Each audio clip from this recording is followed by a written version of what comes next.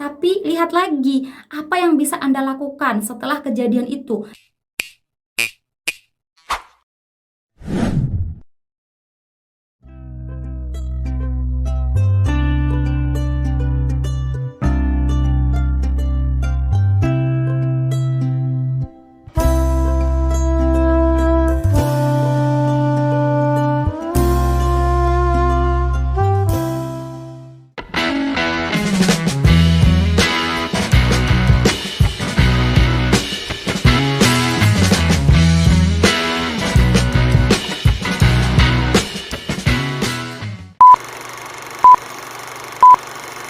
Assalamualaikum warahmatullahi wabarakatuh. Terima kasih karena kalian sudah klik video ini. Selamat datang di channel aku. Salam kenal, aku Lili Hernawati. Teman-teman, kali ini kita akan kembali membahas mengenai beberapa prediksi soal untuk seleksi P3K tahun 2025 berlaku untuk semua formasi, baik itu P3K Guru, P3K Nakes maupun P3K Teknis. Tapi sebelum itu, buat teman-teman yang belum subscribe channel ini, yuk dukung Mimin dulu dengan klik tombol subscribe kalian, dan jangan lupa untuk nyalakan juga tombol notifikasinya supaya teman-teman tidak ketinggalan info-info terbaru dari aku. Terima kasih. Hai teman-teman, pada video kali ini kita sudah sampai di part yang ke-219. Buat teman-teman yang belum nonton part 1 sampai part 218, silahkan cek linknya di kolom deskripsi atau di playlist aku. Oke teman-teman, seperti biasa sebelum kita mulai membahas prediksi soal untuk seleksi P3K tahun 2025, dimana teman-teman udah banyak banget yang nanyain aku di video-video aku teman-teman ya, Kak beneran ada nggak sih seleksi ini? Insya Allah teman-teman untuk periode 2 ini memang ada untuk seleksi PPPK teman-teman ya, terkait dengan pengunduran pengangkatan untuk teman-teman yang sudah lulus. Itu alasannya dikarenakan agar pengangkatannya itu serentak antara yang periode 1 dengan periode 2. Jadi untuk periode 2 tetap ada dan teman-teman saya harapkan tetap latihan. Oke teman-teman, sebelum kita ke prediksi soal, di sini saya mau jelaskan dulu beberapa materi yang wajib untuk diujikan untuk semua formasi. Yang pertama adalah manajerial. Teman-teman, ini semua pasti akan diujikan. Ini ada 8 aspek yang akan dilihat. Yang pertama integritas, kemudian kerjasama, komunikasi, orientasi pada hasil, pelayanan publik, pengembangan diri dan orang lain, mengelola perubahan, dan pengambilan keputusan. Kemudian yang kedua terkait dengan kompetensi sosial kultural, ini juga ada 4 teman-teman aspeknya. Yang pertama terkait dengan kepekaan terhadap keberagaman, kemudian kemampuan berhubungan sosial, kepekaan terhadap pentingnya persatuan, dan yang terakhir adalah sikap empati. Selanjutnya adalah kompetensi wawancara teman-teman atau materi wawancara, ini ada di sesi 2 sendirian. Jadi teman-teman nggak perlu untuk membedakan mana yang mansos, mana yang wawancara gitu. Nah untuk wawancara ini teman-teman ada 5 aspek ya. Yang pertama adalah kejujuran, kemudian komitmen, keadilan, etika, dan juga kepatuhan. Untuk lebih rincinya teman-teman mungkin bisa order rekaman Bimbel aku yang periode 2 ataupun yang periode 1, itu kisi-kisinya sama teman-teman. Jadi teman-teman boleh order yang mana saja sesuai dengan kebutuhan dan kemampuan teman-teman. Oke, kita lanjut teman-teman ke prediksi soalnya ya. Ana tinggal di sebuah desa yang sangat kental dengan tradisi dan adat istiadat. Suatu hari ia pergi merantau keluar kota. Ia menemukan sikap orang sekitar tidak sesuai dengan adat istiadat yang diyakini selama ini. Tindakan yang tepat adalah A. Ana menegur mereka agar mereka sadar pentingnya menjunjung tinggi adat istiadat nenek moyang. B. Ana menghormati perbedaan mereka meski di hatinya tidak menyetujui hal tersebut. C. Ana meminta mereka untuk berkunjung ke desanya agar mereka memahami bagaimana adat istiadat yang tepat. Atau yang D. Ana menanyakan alasan mereka melakukan hal tersebut agar ia bisa memberikan bantahan atas perilaku mereka. Gimana teman-teman nih jawabannya, A, B, C, atau D? Oke teman-teman, jika teman-teman sudah punya jawaban, yuk kita bahas bersama. Di sini kita lihat dulu ya, apa konteks dari soalnya.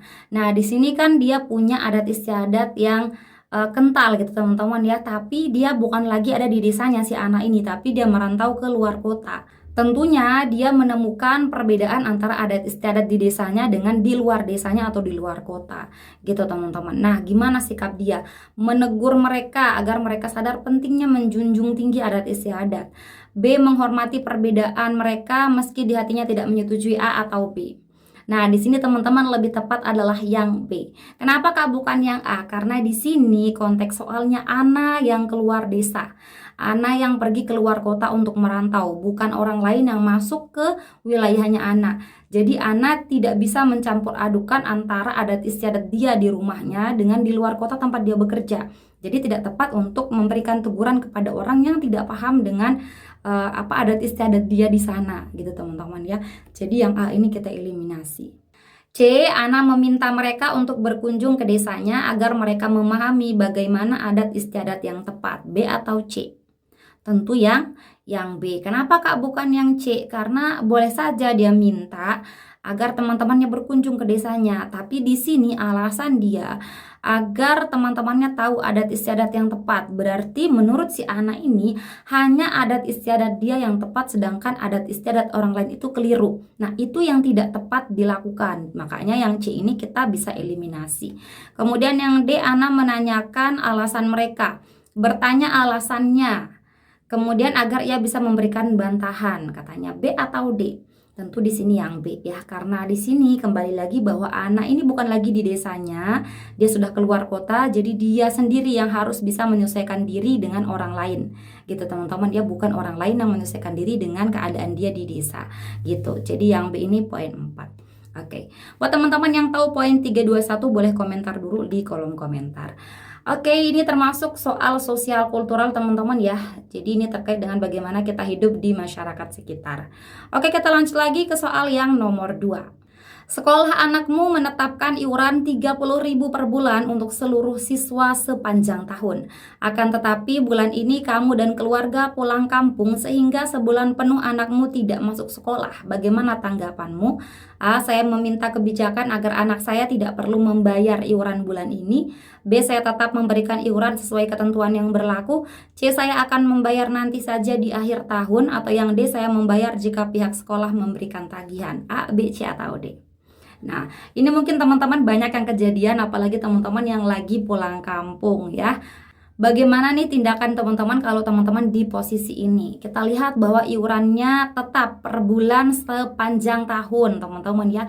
Tapi Anda dan keluarga pulang kampung sehingga sebulan penuh tidak masuk sekolah anaknya. Nah, bagaimana meminta kebijakan agar anaknya tidak perlu membayar bulan ini karena anaknya tidak masuk sekolah yang masuk akal? Kita keep dulu. B. Saya tetap memberikan iuran sesuai ketentuan yang berlaku. A atau B? Lebih tepat adalah yang B. Jadi teman-teman kembali lagi, selain kita bersikap rasional, di sini kita juga harus mampu menjadi orang yang baik ketika kita menjawab soal, teman-teman ya, mampu menjadi orang baik gitu. Jadi di soal ini tidak ada yang mengatakan bahwa Anda tidak mampu untuk membayar iuran. Kecuali kalau Anda sedang tidak mampu membayar iuran, keadaan keuangan Anda tidak baik-baik saja, maka teman-teman lebih bisa untuk memilih yang A. Tapi di soal tidak disebutkan apapun. Hanya disebutkan bahwa setiap bulan anak-anak membayar iuran 30.000 gitu teman-teman ya. Jadi harusnya sebagai orang yang baik, sebagai orang yang selalu berbuat kebaikan gitu teman-teman, teman-teman sebaiknya memilih yang B ya, karena teman-teman tidak ada kalimat bahwa Anda tidak bisa membayar iuran gitu. Jadi yang A ini kita eliminasi. Kemudian yang C, saya akan membayar nanti saja di akhir tahun.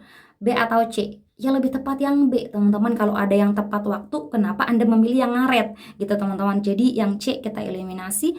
Kemudian yang D, saya membayar jika ini ada syaratnya. Ada syarat dia mau bayar, kalau ditagih baru bayar, kalau nggak ditagih nggak mau bayar gitu. Jadi yang D juga eliminasi, paling tepat yang B poin 4. Gimana teman-teman, aman ya? Ini termasuk soal wawancara. Assalamualaikum warahmatullahi wabarakatuh. Selamat menunaikan ibadah puasa untuk teman-teman semua yang sedang menjalankannya. Semoga amal ibadah kita diterima oleh Yang Maha Kuasa. Spesial di bulan Ramadan ini teman-teman, aku ada paket ambiar buat teman-teman semua, terutama untuk teman-teman yang belum pernah nyobain paket aku yang ada di website lilihernawati.pppk.id. Di sini ada 2 paket spesial Ramadan teman-teman. Yang pertama spesial Ramadan bundling paket Mansoswan, berlaku untuk semua formasi, baik itu P3K guru, nakes maupun teknis. Dari harga 265.000, teman-teman bisa dapat paket ini hanya dengan harga 169.000 saja. Kemudian untuk teman-teman yang guru Kemdikbud ada spesial Ramadan bundling paket guru Kemdikbud. Dari harga 303.000 menjadi 195.000 saja. Buat teman-teman yang belum pernah nyobain bimbel aku, teman-teman bisa order paket rekaman bimbel. Di sini fasilitasnya sama semua, bedanya hanya teman-teman tidak ikut live Zoom tapi digantikan dengan rekaman video. Kabar gembiranya lagi teman-teman, sekarang sudah ada paket tryout PPPK Mansoswan spesial buat teman-teman yang akan tes di tahun 2025 ini. Di dalamnya ada 7 paket tryout spesial buat teman-teman semua dengan harga yang sangat terjangkau, hanya 38.000. Di sini ada 3 paket yang soalnya baru, yaitu paket TO Mansoswan untuk manajerial, kemudian sosial kultural dan juga wawancara. Sedangkan 4 paket lainnya itu gratis buat teman-teman cobain. Ada video pembelajarannya juga dan ada kunci jawabannya. Jadi tunggu apa lagi buat teman-teman semua? Ini bisa untuk semua informasi langsung aja klik Lili Hernawati pppk.id. Terima kasih, semoga membantu. Selamat menunaikan ibadah puasa. Dadah. Oke, kita lanjut lagi teman-teman. Soal berikutnya nomor 3. Idolamu tersandung kasus perundungan terhadap kekasihnya hingga kekasihnya tersebut mengakhiri hidupnya dengan bunuh diri. Pihak berwajib telah menemukan banyak bukti terkait perundungan yang dilakukan. Bagaimana tanggapanmu? A. Saya tetap mengidolakannya sebab ia belum terbukti bersalah. B. Mereka adalah pasangan kekasih sehingga perilaku seperti itu wajar untuk dilakukan. C. Saya meminta agar idola saya dibebaskan melihat ia adalah seorang public figure. Atau yang D. Saya meminta pihak berwajib untuk memberikan hukuman secara adil pada pelaku perundungan. Gimana teman-teman, A, B, C, atau D? Oke, jika teman-teman sudah punya jawaban, yuk kita bahas bersama. Kita lihat bahwa dia terkena kasus perundungan ya, sehingga kekasihnya bunuh diri. Pihak berwajib telah menemukan banyak bukti terkait perundungan itu. Nah, Anda mengidolakannya. Saya tetap mengidolakannya. Ini sebenarnya tidak terpengaruh ya mau dia berbuat salah atau tidak. Anda boleh mengidolakannya, boleh tidak. Jadi ini kita keep dulu. Kemudian yang B, mereka adalah pasangan kekasih. Ini adalah pendapat saja teman-teman ya. Jadi ini kita eliminasi langsung. Oke, yang C, saya meminta agar idola saya dibebaskan. A atau C? Tentu yang C ini tidak bisa dibenarkan. Kenapa? Hanya karena Anda mengidolakannya ya. Dia idola Anda, kemudian Anda minta untuk dia dibebaskan. Setiap orang kalau dia berbuat salah wajib untuk diadili ya, mau dia tuh public figure atau idola Anda sekalipun, dia tetap harus diadili, tidak bisa dibebaskan ya. Kalau begini keadaannya berarti kita semua mau jadi public figure, biar kalau kita melakukan kesalahan kita akan dibebaskan gitu ya. Jadi ini tidak tepat yang C. Kemudian yang D, saya meminta pihak berwajib untuk memberikan hukuman secara adil pada pelaku perundungan. A atau D? Tentu yang D dong gitu teman-teman, siapapun dia, apapun statusnya, mau ada Anda mengidolakannya atau tidak, kalau dia melakukan kesalahan maka dia harus diadili ya. Pihak berwajib memberikan hukuman secara adil. Jadi yang D ini poin 4 gitu teman-teman. Gimana? Kita lanjut lagi ke soal yang berikutnya. Anda dan keluarga sedang menikmati berbuka bersama di sebuah restoran. Saat menunggu makanan, tiba-tiba Anda dan beberapa pengunjung lain melihat sepasang suami istri bertengkar hingga suami menikam istri dengan pisau. Bagaimana tanggapanmu? A. Saya bergegas melerai menghentikan aksinya. B. Saya bergegas memanggil pihak restoran. C. Saya bergegas memanggil ambulans. Atau yang D. Saya bergegas menelpon polisi. Gimana teman-teman jawabannya, A, B, C, atau D?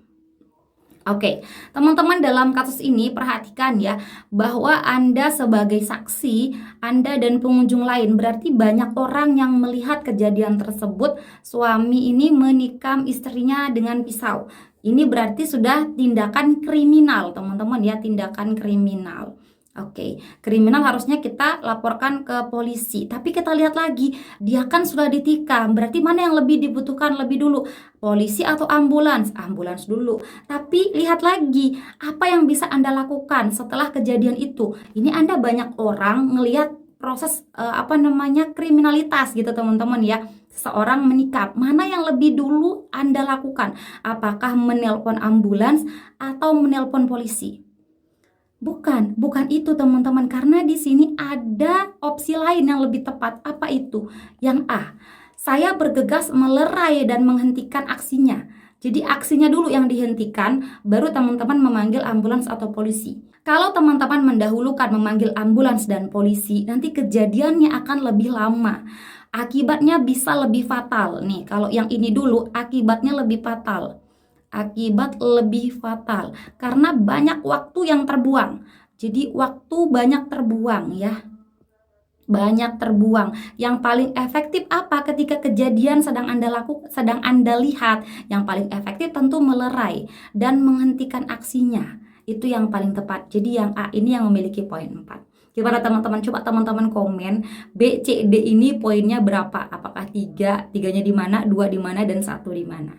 Oke, kita next lagi teman-teman ke soal yang nomor 5. Kamu sudah bekerja dengan baik di kantor sesuai aturan yang berlaku. Setiap hari menyelesaikan semua pekerjaan sebelum pulang. Akan tetapi beberapa senior dan rekan kerja lainnya tidak menyukaimu.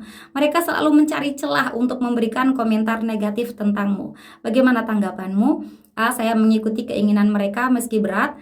B. Saya tetap menyelesaikan pekerjaan meski tidak ada dukungan dari mereka. C. Saya meminta mereka tidak membenci saya sebab itu sangat mengganggu. D. Saya tidak ada masalah apapun dengan mereka. Gimana? A, B, C, atau D?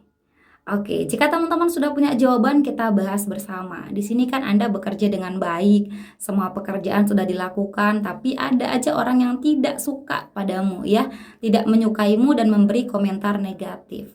Saya mengikuti keinginan mereka, berarti kalau Anda tidak disukai, Anda ikut-ikut aja gitu ya. Saya maunya kamu seperti ini, saya nggak suka kamu seperti ini, Anda ikut gitu. Jadi mudah terbawa arus. So yang A ini tidak tepat ya. Kenapa nggak tepat? Karena di sini sudah dikatakan Anda ini sudah bekerja dengan baik dan semua pekerjaan selesai. Jadi Anda sudah maksimal dalam bekerja, kecuali Anda tidak maksimal dalam bekerja, ada kesalahan-kesalahan yang Anda lakukan sehingga orang membenci Anda, maka Anda bisa mengambil yang A. Tapi karena Anda sudah bekerja dengan baik, maka sebaiknya Anda tidak mengikuti komentar orang yang membenci Anda, gitu. B. Saya tetap menyelesaikan pekerjaan meski tidak ada dukungan dari mereka. Kita keep dulu. C. Saya meminta mereka tidak membenci saya sebab itu sangat mengganggu. B atau C? Lebih tepat yang B. Kenapa bukan yang C?